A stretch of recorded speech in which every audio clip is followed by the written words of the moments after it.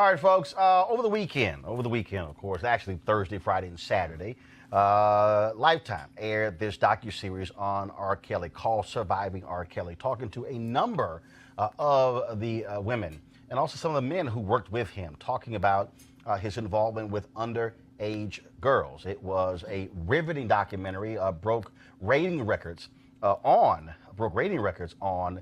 Lifetime, but also led to a serious amount of conversation on social media among African Americans, people who are involved in the entertainment industry and others, about how African Americans largely have still been supporting R. Kelly by attending his concerts, by buying his music. One report even showed that the streams to his music were up some 16% on Spotify.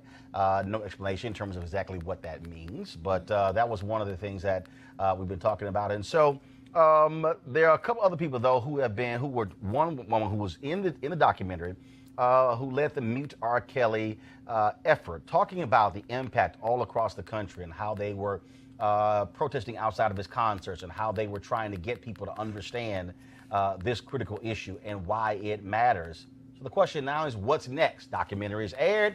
People have been looking at it. So the question is, what is going to happen now? Well, let's now talk about it with a couple of those women. First off, I'm going to play a clip first, just in case many of you didn't see it. Okay, so here's a clip first of the documentary, and then we'll come back talking to the co-founders of the MuteRKelly movement. As she was with R. Kelly in a room alone. She was auditioning is the word that was used. She was auditioning for him. Not having any contact with Israel, we started growing suspicious.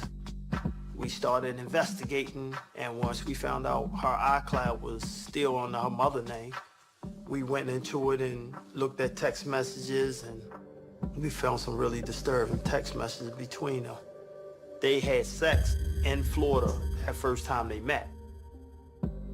All right, joining us right now, the co-creators of the MuteRKelly hashtag, Aronike Odolaye, I hope I pronounced that correct, and then also Kenyette Barnes. How y'all doing?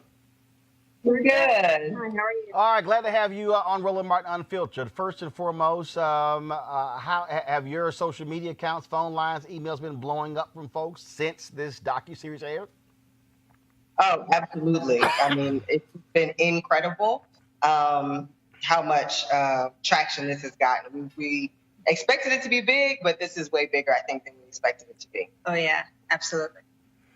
And for a lot of people, look, there are some people who were aware of the initial trial that took place, where he was found not guilty. And one of the things that I have always explained to people, the jury never said they didn't think that was R. Kelly who wasn't on the video. The jury said they couldn't ascertain the age of the girls who were on the video. And then, of course, that were the stories where the families came after them last year. But to actually, I think, to see all of this sort of in one place, in one setting, I think caused a different reaction for lots of people. Your thoughts on that? Oh, absolutely. I think many people knew about little bits and pieces of R. Kelly's history, but I don't think people really saw it in the concomitant that we saw it in the documentary. And I definitely think that a lot of people are now looking at it as a pattern of behavior over almost 3 decades. And so this is something that people are now taking a little bit more seriously. And now R. Kelly has responded. He apparently is going to launch a Facebook page saying he is going to out each accuser individually. Also says that he plans to sue folks. Not quite sure about the suing part because that will require depositions. I'm sure that's the last thing he wants to be is deposed in a lawsuit. Right. We're not overly concerned about lawsuits because, as you stated, I think the last place he wants to be is inside of an open court. But we are concerned about, his threat to kind of out victims one by one. I mean, that's just more a pattern of victim blaming, of trying to victim shame. And, I think that it's just par for the course for somebody who is a sexual predator. This is another form of emotional extortion. It's really trying to get them to shut up about what it is they've been through by saying, I'm going to embarrass you further. And so that really should not be allowed. And I hope that they sue, that if he tries to come out with damaging material against them, I think that that's just it's ridiculous, but it just goes to show his mindset and the pattern of behavior that he's been doing for the past 25 years. And we definitely hope that whatever site he chooses to launch this abuse by proxy, which is essentially what it is, be it Facebook or Twitter or Instagram, that they immediately remove these pages. Color Change, they have been talking about this, also tweeting about this, and they've been trying to get an answer as to why RCA, the record label, continues to have R. Kelly on their label. Have the two of you reached out to the record label to get some kind of explanation from them as to why they still are supportive of R. Kelly? Oh, absolutely. Since 2017, when MuteRKelly started, that was part of our mission, was to demand that Sony, RCA, and also Live Nation no longer deal with R. Kelly. So we have had conversations with, Sony, RCA, Live Nation.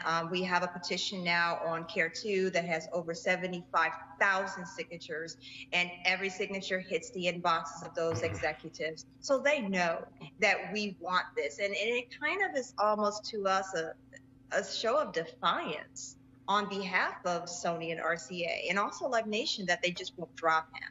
So we are completely mind-boggled by it, but we're not going to stop until we see that. There have been no announcements of R. Kelly going back on tour. I was on his Instagram page where I saw he had dropped, I guess, a couple of singles recently in the past week or so, and talked about an upcoming album. I would assume that if he decides to make any public appearances, you and your supporters are going to be there waiting for him. Absolutely. So kind of just a little bit about what we have done, and probably why he hasn't done any more tours in the United States. Since MuteRKelly, he's had 11 concert cancels, 8 active protests around the country, and an estimated $1.7 million in lost revenue. So I think he realizes that this campaign is serious. We're to take this seriously. We have the ability to mobilize and have a significant impact on his bottom line. However, there is a concert in April in Germany, and we are actually mobilizing with organizers right now in Germany to host a MuteRKelly Germany campaign there to block the concert that's coming in Germany. All right, then. Well, first and foremost, both of you have been doing a bang-up job, and we certainly will see what is next. It still is very curious how, when you look at social media, how some people continue to make excuses in terms of saying, "Oh, this is trying to take down a black man," as if the people involved were not black people. So it's quite interesting looking at some of that reaction. So we appreciate both of you being on the show. Thanks a lot. Thank you for having us. All right, then. Let's go to our panel right now. It is crazy to me when I see some of these folks who they make these videos like, "I don't care, I'm gonna still keep listening, I don't care, I'm gonna still go to the concert," as if everybody lying. I mean, it is infuriating. It is absolutely infuriating, and it shows a degree to which, to many people, quite frankly, black girls don't matter, black women don't matter. This is not news. I mean, it was, as you mentioned, very instructive to have all of this information put together in this documentary. But the fact of the matter is, it wasn't a secret that he had this sex tape out here, peeing, urinating on a child and having sex with children. It wasn't a secret that he married a 15-year-old, okay? It wasn't a secret that he cased out high schools and playgrounds to find girls to accost. I mean, this has been reported on for decades. And so, all of this time, you've had people who have justified it. And so now I'm glad that finally people are taking this seriously. But quite frankly, it took way too long. And it's my belief that if white girls were targeted in this way, he would have been under the jail decades ago. Mike and Eugene, it is to see some of these brothers, to see some of their reaction. Some of these people like, they're trying to take down R. Kelly. They took down Bill Cosby, but they're not trying to take down Kevin Spacey or Weinstein. Well, first of all, Kevin Spacey was in court today in Massachusetts, accused of groping, sexually assaulting an 18-year-old male. He was in court today. Yeah. Grand jury is still, first of all, Weinstein was indicted. Now the case is falling apart, but he's not off the hook as well. So this notion that somehow white men are not being held to account. The dude from Subway, Jarrett, whatever that, he's sitting in prison right now. So I'm not buying. Look, this whole idea of the system targeting black people. These were black people who were also victims. Serial victims. I mean, Cosby, 70 victims. R. Kelly probably at the end of the day. Well, most of the folks in the Cosby case were not black, but in the case here, these were all black people. These were all. Ain't no white women. R. Kelly. R. Kelly. Not one white woman is at R. Kelly's house right now. I agree with you. R. Kelly targeted vulnerable black girls. Targeted. I mean, it targeted. Yeah, I mean, you know, I actually about the thought process that he has legal exposure still with the particular 17-year-old girl from Florida. Florida statute of limitations 10 years, and the statute of limitation has not run up yet. And the family does have actual text message evidence of what went down between their daughter and R. Kelly. But it's disgusting. I mean, you know, what these cultural moments show us is a lot of people's true, honest thoughts on a lot of these issues. And it's disgusting. Michael? Yeah. Well, first, if you recall, a couple weeks ago, you asked us to name musicians that we wanted to hear or listen to. Well, I had heard bits and pieces, too, of things over the last years. I knew nothing until I watched this documentary.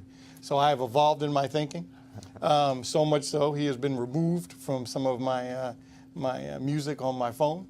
And it was just, I believe the young women, and I feel so bad for them, and hopefully you're right. Hopefully people will take some legal consequences against them. It's unacceptable, and I hope he's punished. Well, I don't think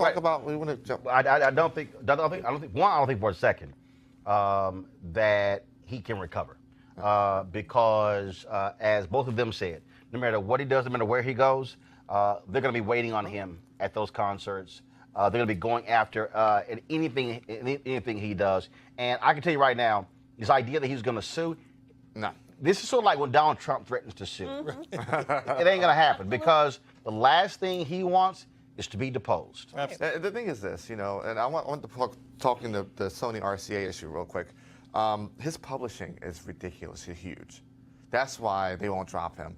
That, you know, I think that, I mean, you have to find a way to hit him on his publishing. I mean, you know, everybody from Michael Jackson to B2K to, I mean, pretty much every R&B artist from, you know, 1990 to now has at some point in time done work with R. Kelly. You know, it's the reason a lot of people in the industry are quiet. It's the reason, you know, that, you know, his label won't drop him. It's the reason that Live Nation is still, he's still a strong international act. And so that's, you know, that's where, you know, next steps with that. Well, yeah, the question will be, will this become an international movement to go after if he tries to go overseas and perform as well?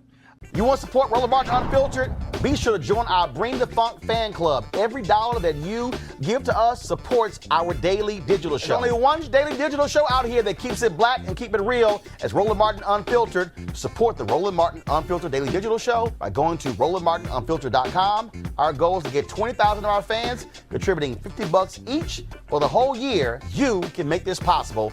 RolandMartinUnfiltered.com.